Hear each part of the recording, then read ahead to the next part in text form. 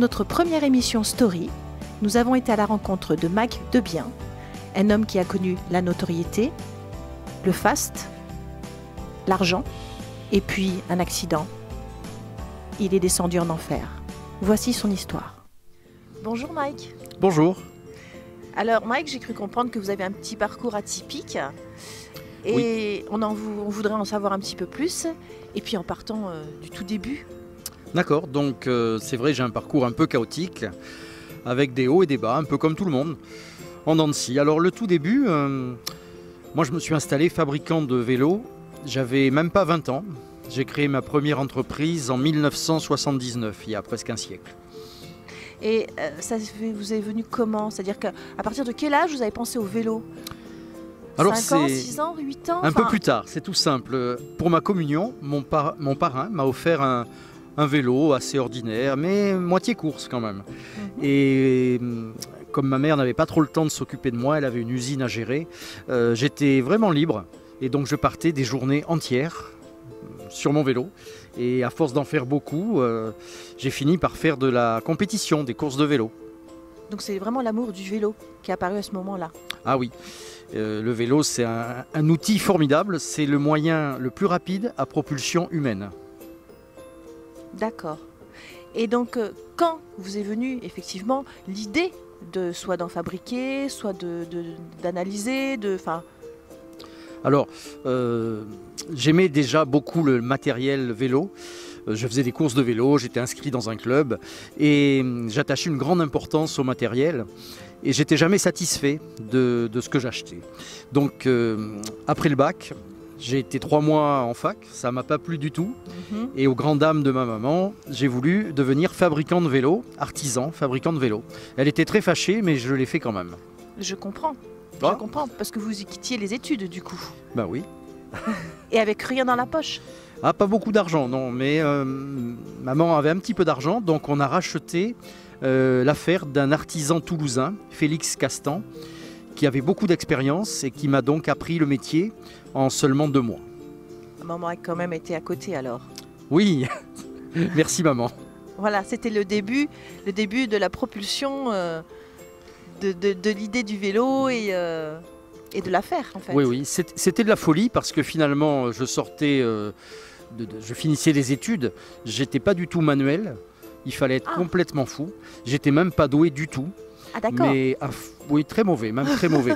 Mais à force de travail, d'obstination et des conseils de Félix Castan qui était un maître artisan extraordinaire. Hors norme peut-être? Hors norme, oui. hors norme. J'ai pu m'en sortir. Et puis Mike, comment s'est passée la suite de votre petite entreprise en fait? Ça c'est monté en flèche, c'est resté stable? Comment ça s'est passé? C'est monté rapidement en flèche, ça me surprenait d'ailleurs, mais comme il y avait peu de concurrence dans la région, moi j'ai été installé à La Teste, à Arcachon, à La Teste, chemin du Baou, Arcachon, rue des Mériques. Mon père était ostréiculteur ici, donc naturellement je me suis installé dans ma région. Et il n'y avait pas de concurrents, il n'y avait pas de fabricants de vélos à Bordeaux. Donc les plus proches étaient à Pau, Guy Bloy à l'époque à Pau, et Guy Courtois à Poitiers. Donc entre les deux, il n'y avait que moi. Donc naturellement, les gens qui à l'époque voulaient un très beau vélo se tournaient vers un artisan. Et j'ai eu énormément de travail de suite, jusqu'à 2 ans de travail d'avance. D'accord. Vous étiez seul ou vous aviez des employés? Alors au début, j'ai travaillé tout seul évidemment, un artisan besogneux qui passait ses jours, ses nuits et ses dimanches à travailler. Et puis bon, à force de beaucoup de commandes et puis de contrats, j'ai eu un gros contrat par exemple pour les cycles Peugeot. J'ai fabriqué des cadres en carbone pour Peugeot et donc là, nous étions jusqu'à 14. D'accord. Alors on peut dire que l'entreprise a énormément monté. Donc vous avez acquis une notoriété en fait? Assez, oui. Mais j'en étais toujours le premier surpris parce que tout se faisait facilement et j'ai jamais été vraiment en difficulté. Bon, pas fait beaucoup d'efforts. D'accord. Donc notoriété veut dire aussi argent? Ah oui, ça va. Si on travaille beaucoup, normalement, on gagne beaucoup d'argent. Oui, non. Est-ce que ça vous a un petit peu monté à la tête ou pas? Ah, j'ai pas toujours été très raisonnable, c'est vrai. Je l'avoue. Alors, c'est quoi pas raisonnable? Ben, déjà pas raisonnable, c'est dépenser beaucoup et puis on peut même aussi dépenser plus que l'on gagne. Et ça c'est pas bien, mais c'est le passé. Alors de belles voitures, hein, je suppose, des grands restaurants. Ou les restaurants, ah oui ça c'est bien. Oui, Oui. oui. Et puis des voyages, beaucoup de voyages. Beaucoup de voyages. Enfin, ça forme la jeunesse aussi, donc pourquoi pas. Mais voilà, on a dépensé presque plus ce qu'on avait, c'est ça? C'est arrivé, oui. C'est arrivé. Alors Mike, d'après ce que je comprends, vous étiez connu et reconnu alors. Oui, ça s'est enclenché, accéléré tout de suite. Donc j'ai fabriqué dans les années 80 des vélos pour Éric Vermelin, qui a été champion de France, qui a fait partie de l'équipe de France, qui a été au championnat du monde, aux Jeux. Bon, c'est un grand champion français sur piste. Et il a été très satisfait des vélos. Ensuite, j'ai eu tous ses copains de l'équipe de France. Forcément. Il faut dire que j'ai été le premier à faire des vélos plongeants avec direction intégrée. À l'époque, on m'a pris pour un fou, mais aujourd'hui, la direction intégrée est sur tous les vélos de course dans le monde entier. Et j'ai déposé un brevet en 82 qui m'a été piqué, comme d'autres d'ailleurs, mais bon, ça c'est pas très grave. Oui, alors il vous a été piqué, mais enfin ça vous a permis quand même de grandir. Encore plus, je suppose. Ça m'a fait connaître, ça m'a donné aussi une image qui était réelle de quelqu'un qui était doué pour l'innovation. J'ai déposé une bonne douzaine de brevets. Oui, ça m'a permis d'acquérir une certaine notoriété. J'ai travaillé sur le vélo du record du monde de l'heure de Miguel Indurain, qui a gagné 5 Tours de France. Et voilà. D'accord. Alors Max, si je comprends bien, vous étiez au sommet.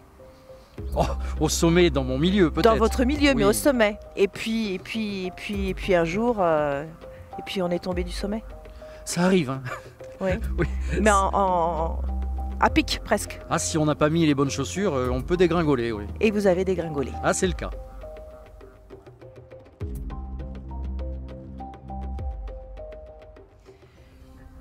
Alors Mike, du coup, combien d'années de bonheur et de notoriété et d'argent, enfin... Ah, une bonne trentaine d'années, hein, de 20 à 50, tout s'est bien passé. De 20 à 50. La belle vie. Alors, La belle vie. 50, d'accord, mais qu'est-ce qui s'est passé alors à Ah, mais 50? j'ai eu un grave accident, avec plusieurs semaines de coma, et donc je m'en suis sorti, mais ça arrange pas les affaires. Mike, un grave accident. Oui. Est-ce que vous pouvez nous en dire plus? Parce que grave accident... Un grave accident, oui, puisque j'ai passé plusieurs semaines dans le coma. On arrivait de Marie-Galante, en Guadeloupe, une île merveilleuse, Ma foi. paradisiaque. Et donc on a ramené du rhum à 59 degrés.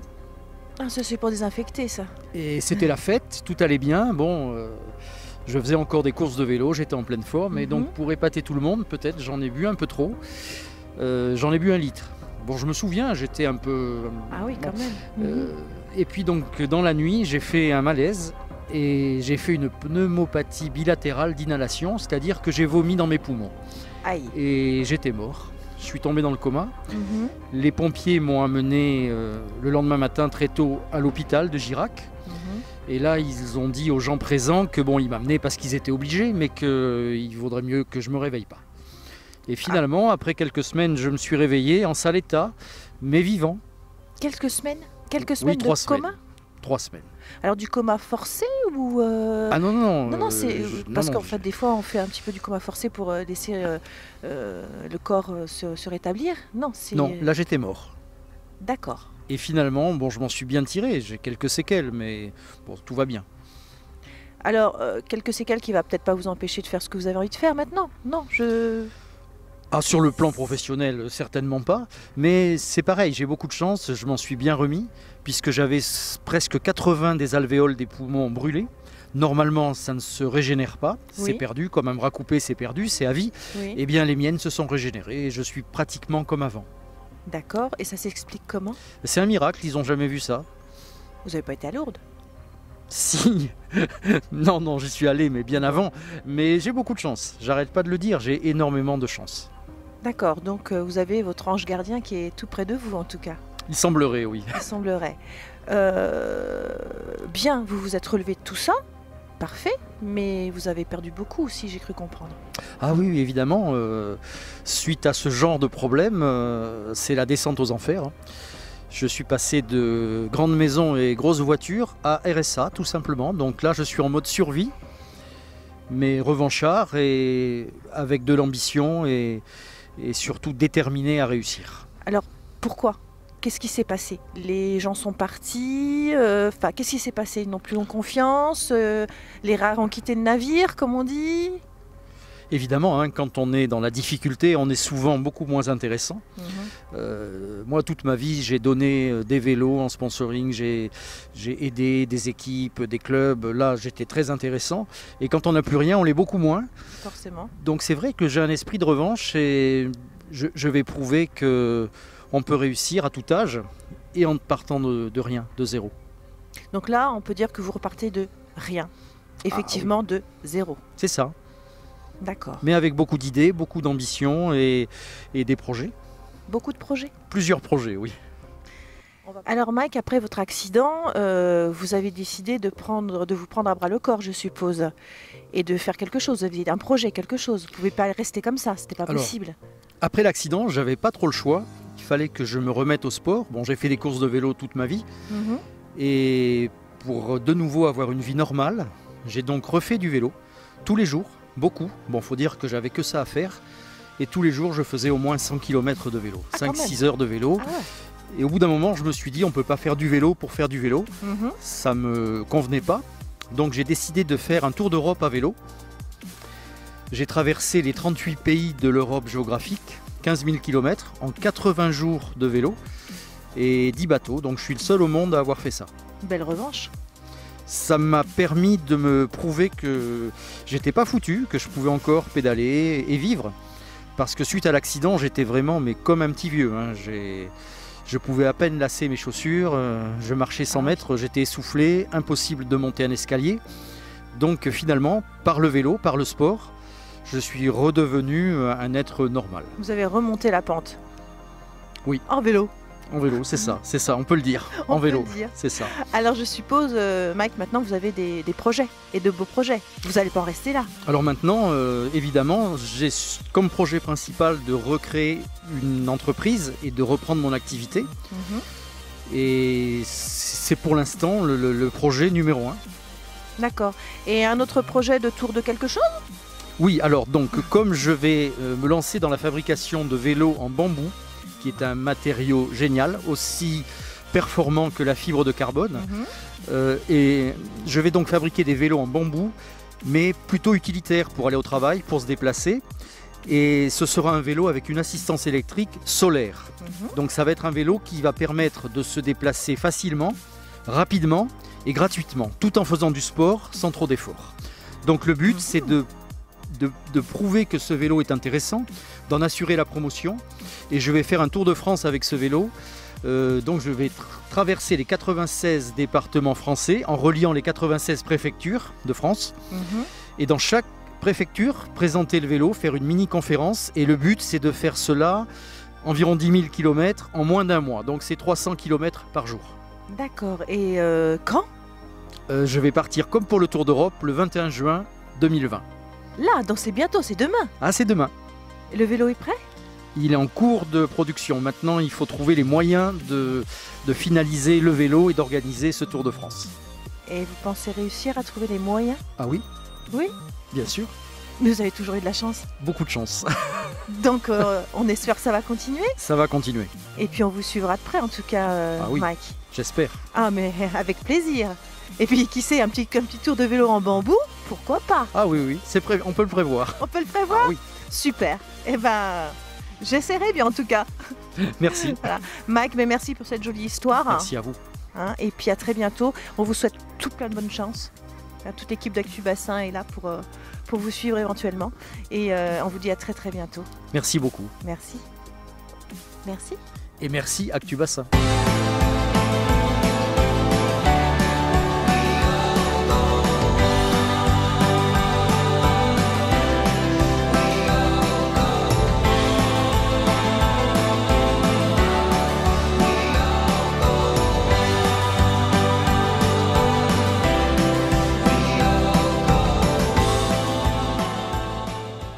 Vous avez une histoire à nous raconter? Venez la partager avec nous. Pour cela, appelez-nous.